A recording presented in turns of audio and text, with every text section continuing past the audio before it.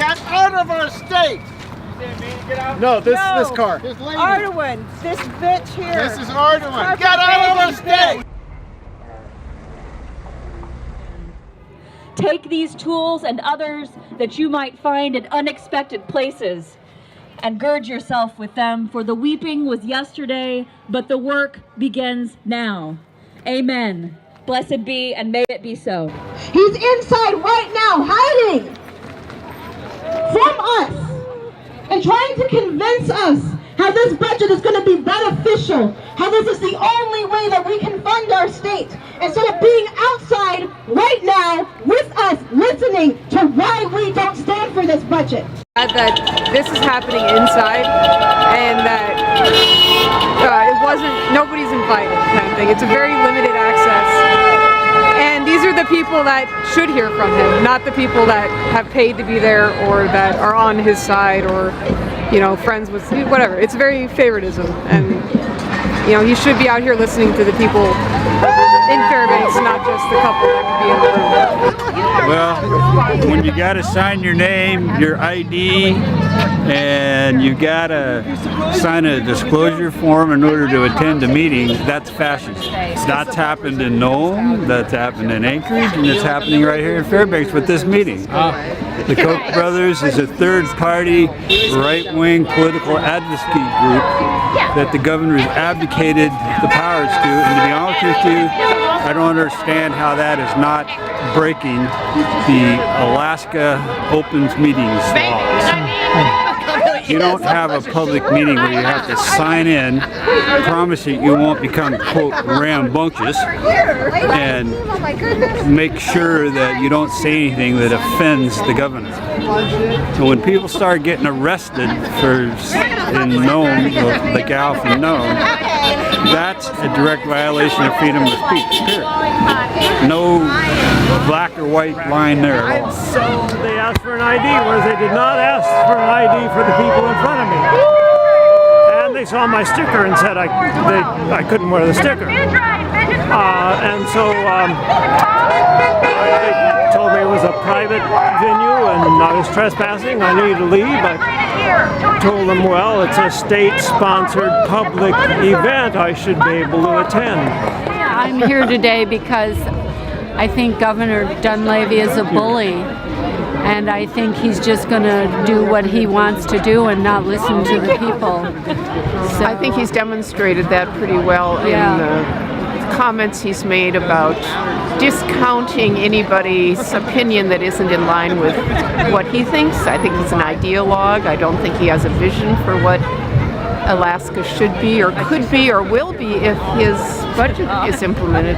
And he could, he could create a recession, a bigger recession in the state by cutting all these jobs and all the university and what about our kids? I mean, what's he going to do to our kids? Our kids have it rough enough. We want to acknowledge that we're holding this rally on unceded ancestral lands of the Dene people of the Lower Tanana River area. This land was never surrendered to Russia or the United States. And it's important to remember that, particularly when the defunding of rural Alaska, the proposals to shut down rural schools and send kids to boarding schools, sounds a lot like the worst parts of Alaska's colonial history. And it's particularly important to remember this when yesterday a young Inupiaq mother in Nome was arrested just for speaking truth to power to this governor.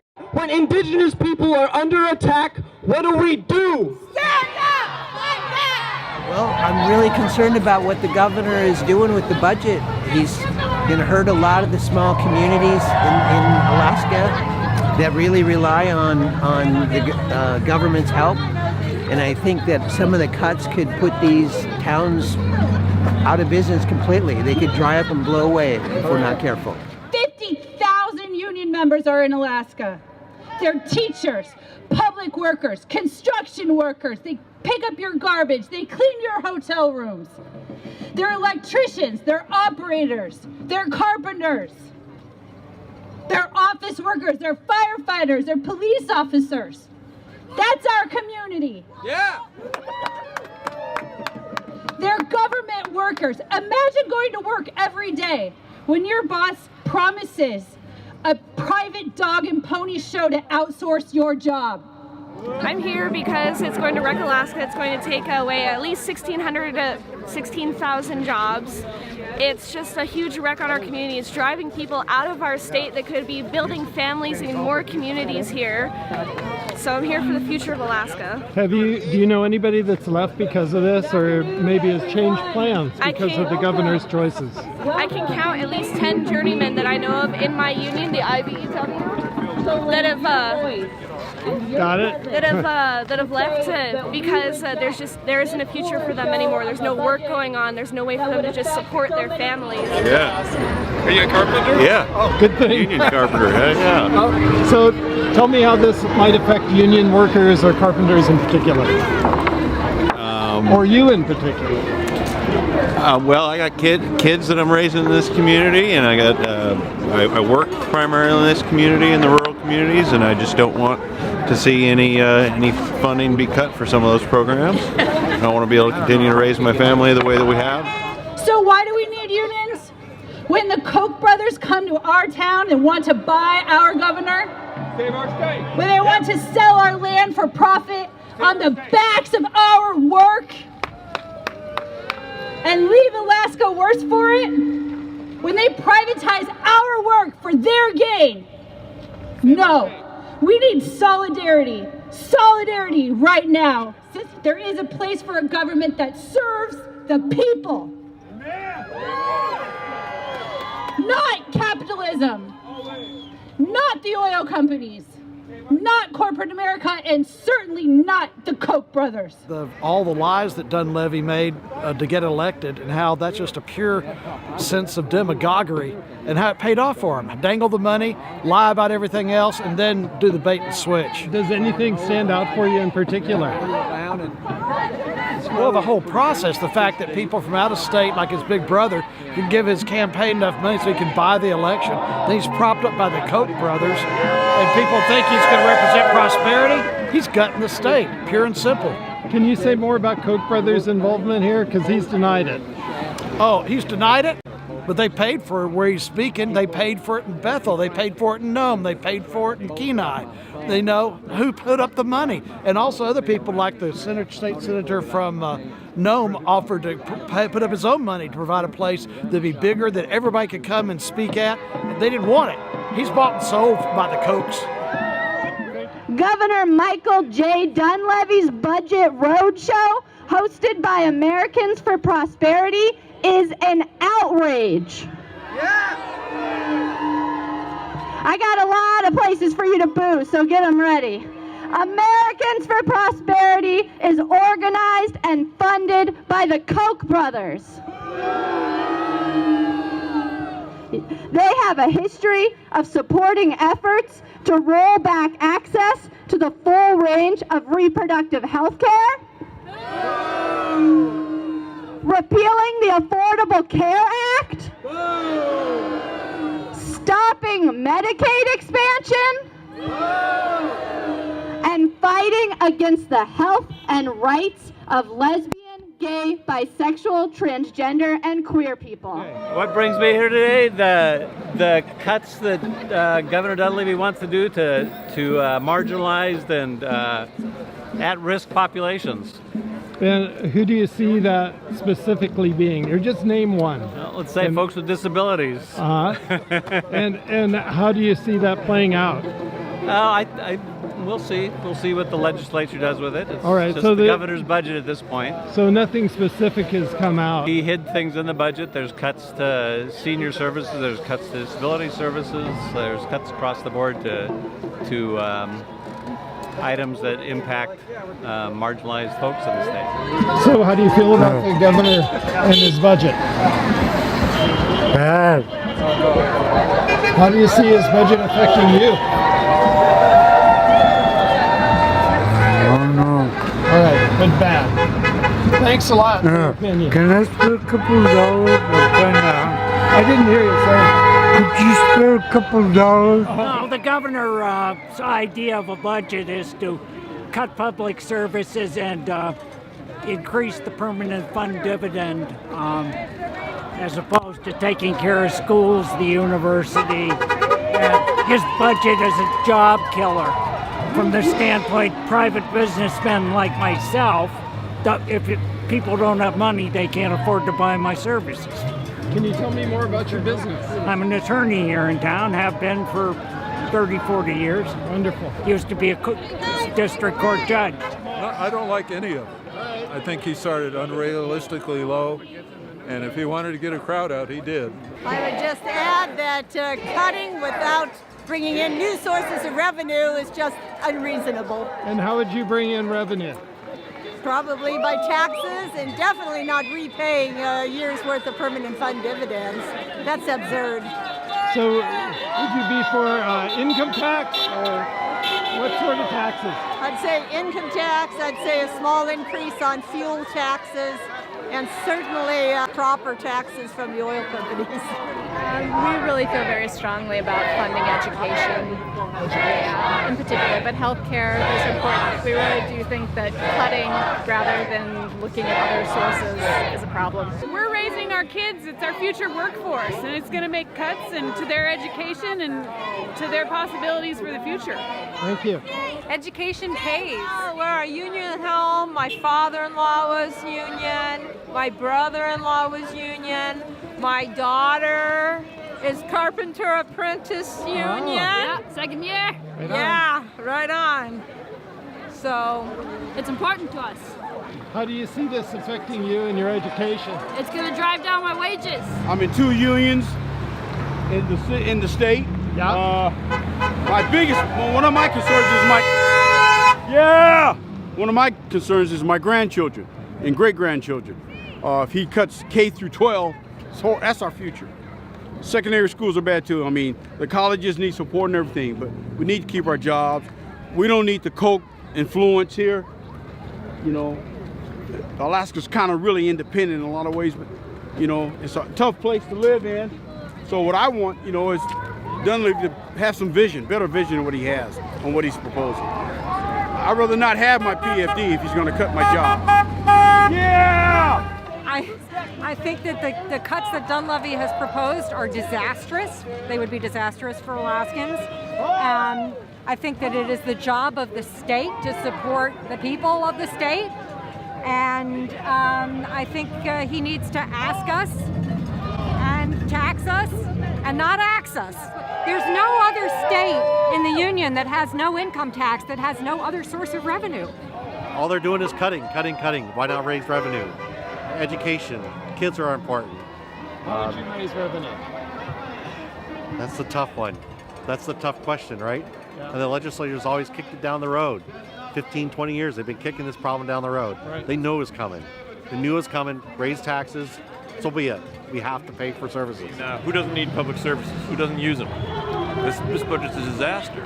You know, I mean, education, university, Medicaid, pioneers' homes, seniors, the whole social safety net's going down the tubes. And we're sending money out of state workers. There's a lot of income there to be taxed. It won't close the gap, but you know what will? Don't give out all of the PFDs. Use it for state services. You know? It's a false dichotomy. My grandparents, my parents, and me and my brothers and sisters, we helped build this state. And I was born and raised in Alaska, and this is not the way to go. You can't cut and gut. You can't cut to the bone and expect any prosperity. They tried it in Kansas. Didn't work there. I'm here because Dunleavy's budget is, as my wife has been calling it, is cruel. It doesn't take, they just basically took a calculator and cut and didn't do any economic impact studies. They didn't look at how it's going to affect basic people in the country. I mean, you cut out Medicaid and you lose all that federal dollars. For every dollar you spend to the university, they get $8 back in research. So they're cutting off the nose to spite their face. The oil tax credits are insane. We owe ConocoPhillips and others $1 billion. It doesn't. But the problem is, and this is about being serious. It took 40 years to make this problem. You're not going to fix it overnight.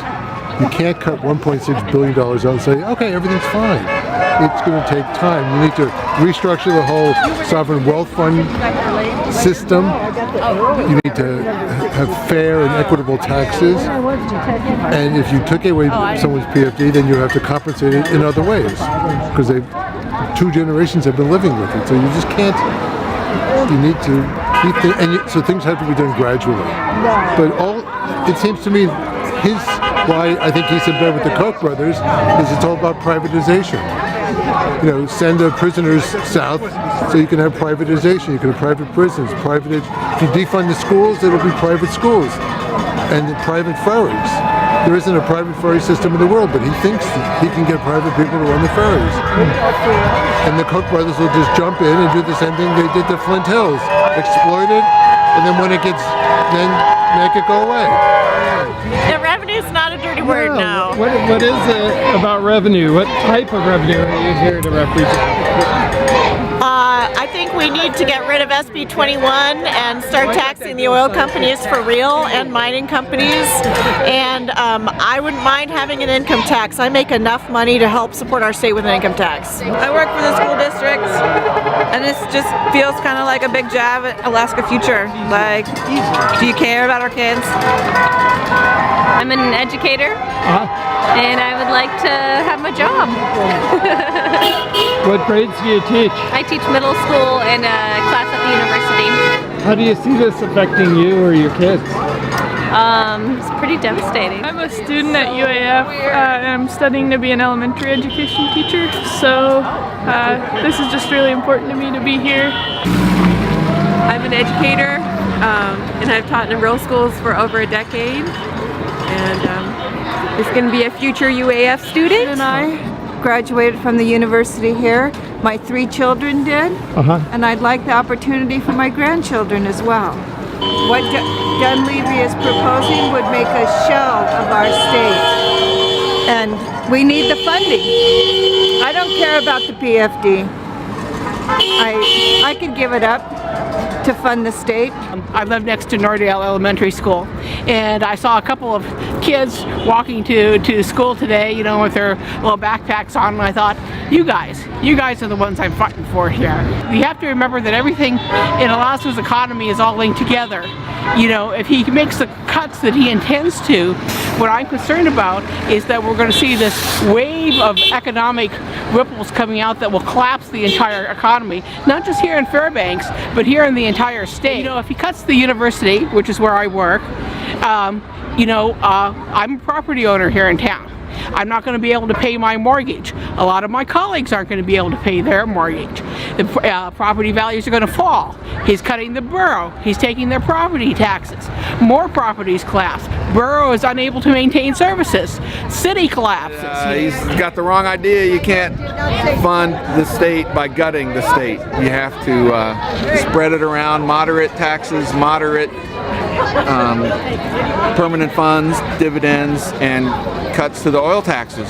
Bingo, you got it. It's not a crisis. It just takes vision in the right direction and the right priorities. I am a teacher, so I might lose my job. We cut so many things that it can hurt the state's infrastructure in a way that will be hard to make up. Instead of cutting things, if we need more revenue, then in my opinion, I think we need to find a new source of revenue that's not related with oil. School district is preparing the Armageddon plan with closing every single campus except for UAF if the budget passes, and high school classes being in like 40s. That's completely impossible. Like, I feel like that's just an unacceptable situation. Schools, you can't cut all of education. What about libraries? You can cut those? The old folks home? What? That is, I don't even understand how anyone could even think of doing that. I was one of the people who paid attention when the budget crisis started, and I worked for the university for many years. And Governor Walker had a tool online where you could, he's like, I don't know what to do with the budget. Why don't you tell me how, if you're so smart? Tell me about the clown noses. Well, it's good to have a little bit of sense of fun about the whole thing. It's good to have a sense of fun. We don't want to get too morose. It's not the time. There's nothing good about this. You can't cut your way to prosperity, and austerity is not a vision for Alaskans. This is not leadership. This is a clown show, and bad at your job. This is my comment right here. I was involved with the Hickle recall back in the early 90s, and it was very effective in terms of moderating radical stances by Governor Hickle. We need this once again. Yeah, we need to get a new governor. Right here, right now. Save our state!